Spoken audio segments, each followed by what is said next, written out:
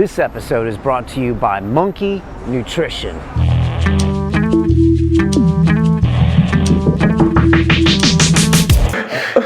You're talking about living in Silicon Valley, and you're surrounded by entrepreneurs all the time. And I know you've been involved as like an angel investor or advisor in you name it, like Twitter, Facebook, stumbled upon all sorts of companies. Yeah. And when I see you come out with this book, like one of my first questions was like, why do you do the book? Is this like a Tim Ferriss, almost like, is this your performance art? Is this kind of how you express your creativity to the world? Because you don't have to do this, I don't think. No. And I don't think you do it for the money.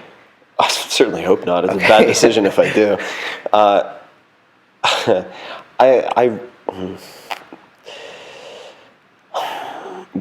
I feel as though,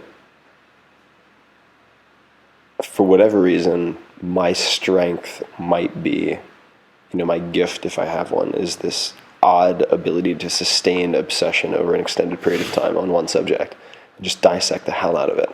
And the three books are intended to really go together. And so I feel like this is sort of the closing of a chapter for me in a lot of ways, because they're intended to cover healthy, wealthy, and wise, the Ben Franklin trilogy.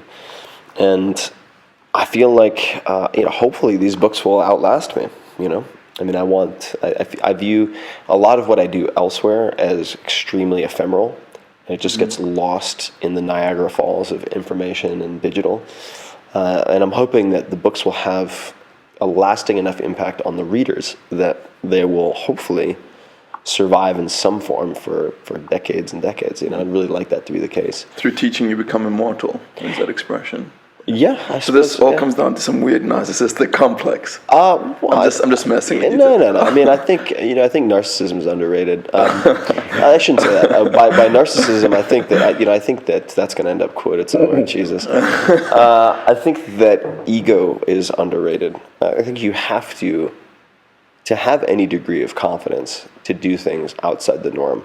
You have to believe that you are able to do things that in many cases haven't been done before. Interesting. And it doesn't mean you're an arrogant bastard about it, but I do think that requires a certain irrational self-esteem that people could, denigrate by calling egotistical or narcissistic, but I think it's a very valuable tool. I think it's a necessary component. Do you feel the same way, don't you, Brian? I always say that. I think a little bit of ego is important, because otherwise you don't take pride in your work. You don't go out there and, like you said, do those things that other people aren't doing. You don't cut against the grain.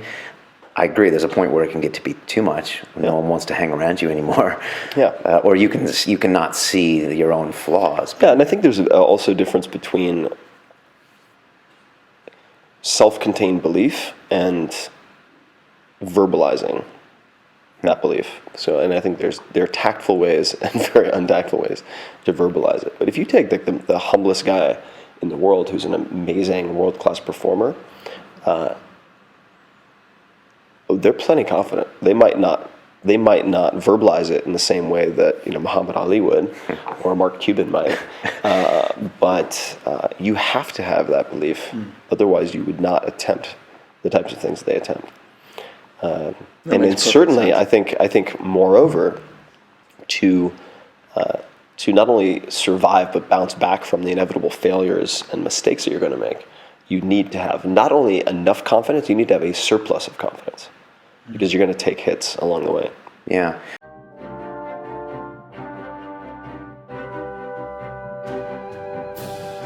This week on London Real, we're taking you back to our 2012 interview with futurist Jacques Fresco. We must eventually design a language that's not subject to interpretation.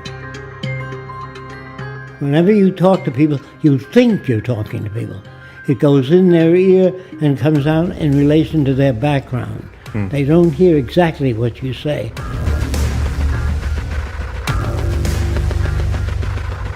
There is no way you can think outside of your culture. What if we elected you president this year and you started in the Oval Office January 20th, 2013? I'd be shot in 3 days. Who makes the decisions in the Venus Project? The answer, nobody. They arrive at them. We abolish all separate nations because they're all corrupt. Jacques Fresco, has been designing cities of the future. What do you think of England and London? Foul, awful, no city planning. All cultures are corrupt. And the banking system? What will we do with Bank that? gone, no money anymore. On Sunday, London Real presents Jacques Fresco, The Venus Project, Redux. Most politicians know nothing. Please don't take my word for it. Ask them.